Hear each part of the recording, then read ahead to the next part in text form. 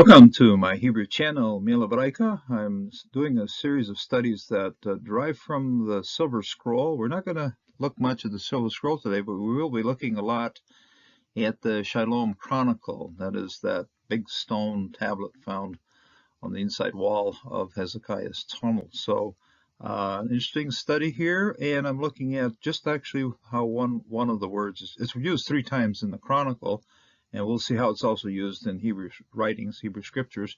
And so making that comparison allows us to understand a little bit better as to what happened here at the tunnel, and also helps us to understand a little bit of the Hebrew that goes into this root here. It's Nachba. Nachba. A very interesting root, appears about 22 times as Nachba, quite a bit more times as a verb.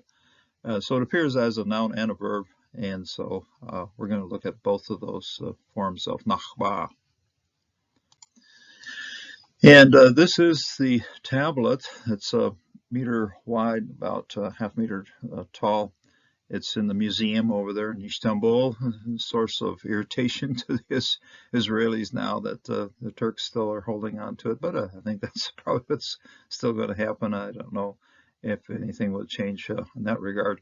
But anyway, it was found here inside the tunnel, 25 feet in, about 6 or 7 feet up into the air, a little more on the wall. It was in the dark, a very interesting find, and now it's in a museum. And it's very readable Hebrew.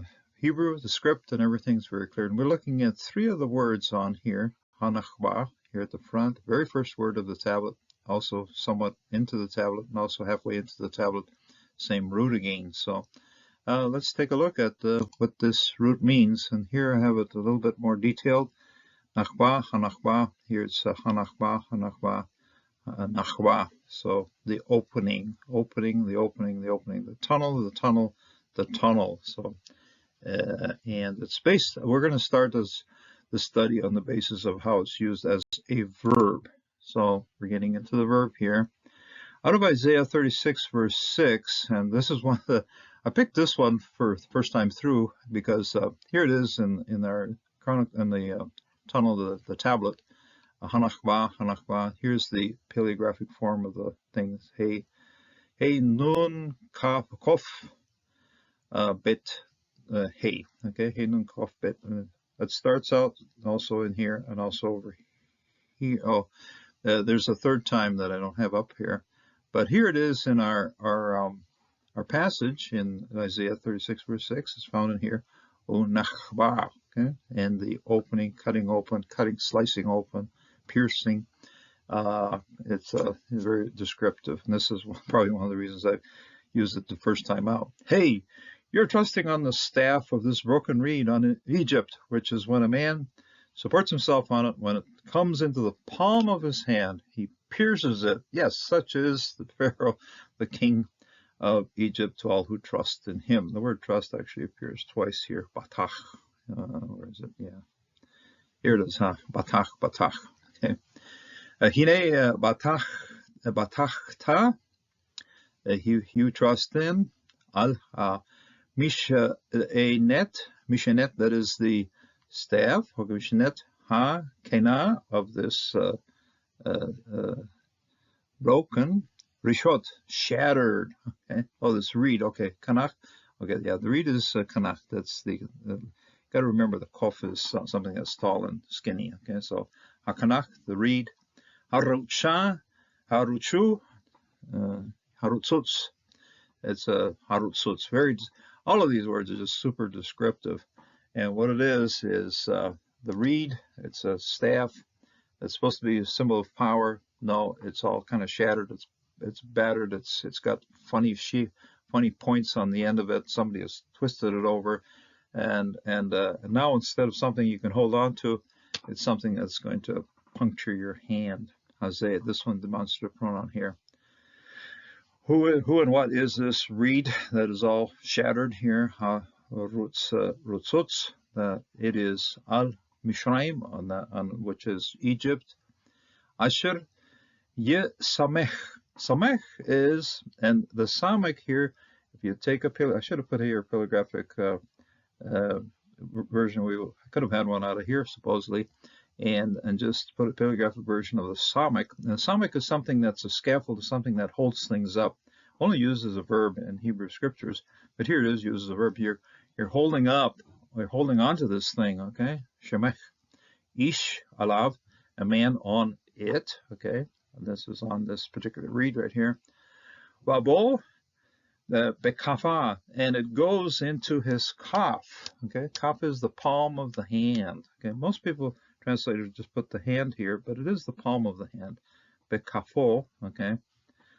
Oh, nechkava, and it pierces, it jams in. Wow, okay? And then Atna right here, so stop right here. This is a description of what happens when you're holding onto a broken reed and it jams into the middle of your hand. Very painful experience, which is what Isaiah is trying to communicate to his people.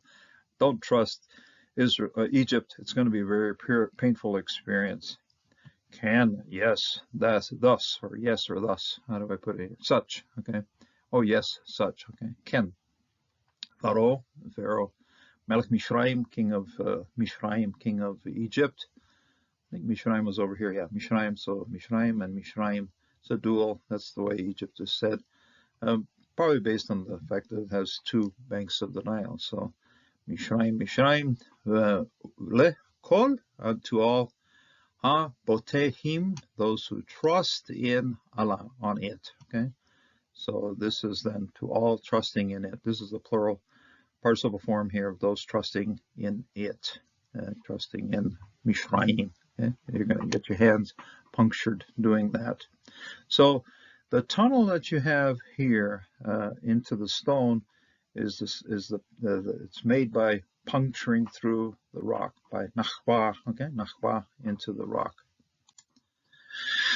And then this is also very specific, and it is a reduced root because the nun has gone through a pheresis here. So the full root of this word is nun kof bet, but this one's got just a very basic root of it of kof bet. Nun has gone through a pheresis or at the start here. It's been absorbed, and we just have the verb in very reduced form. And Jehoiada, the priest, took a chest, okay, haron, and placed a hole in it, okay, set it beside the altar, the mishbeach, right here, on the right side of one enters the house of Beit Yehovah, and the priests who guarded the threshold, hasof, okay, sof is a very interesting word here, sof, ve'al, and they put in it the money, kesef, the silver, that's brought into the house of the Lord, which was brought into. So Yekach, and he took Jehoiada, this is Jehovah knows, Jehoiada is the priest here, Hakochen, the priest. Aron is an ark, a chest, also a coffin, the same word is used for all three items, but here it's a coffer or a chest. Aron, Ehad, single one, just one. Yaakov, and he put a cuff, he pushed a hole into the hor, okay, he bored a hole, hor, badelato, into its lid, into its doorway. Dalet is the word for doorway. Then it's also the root for dalet as a dalet day. Daleto in its doorway. Oyaten, and then he gave it oto it etzel beside hamishbea, that is the altar. Bayamim on the right, okay, on the right. Bayamim. Little dot over here, a little circle on top here. This is a kativ, a writing, and the Mashra wants a kare. The kare over here is mehyamim, so this is into the right.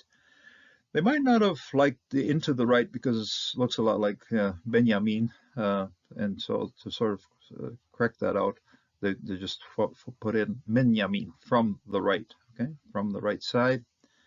Babo. Isha, as a man comes, Beit Yehovah, into the house of Jehovah, Natanu Shema, and then they gave it there. Kohanim, okay, so the Kohanim, this is the priests, then gave it to there. This is to that, so that it's towards that place, and that place happens to be the Aron, okay, so whatever money comes in is heading over to this Aron. Shomerei Hakov, the ones who are guarding. This is the priests, defining who the priests are. Shorim, Shore, construct participle here. Those guarding. Hasof. Sof is the threshold. It's actually the foot plate of the doorway, and the foot plate also serves as to stop. So the place that stops here, sof, and this is why you have at the end here, sof pasuk, same word, sof, the stop at the doorway here. So hasof, et kol, kakesef, all of the silver, all of the money, and they call it money. It's kesef, the money goes over here to the aron.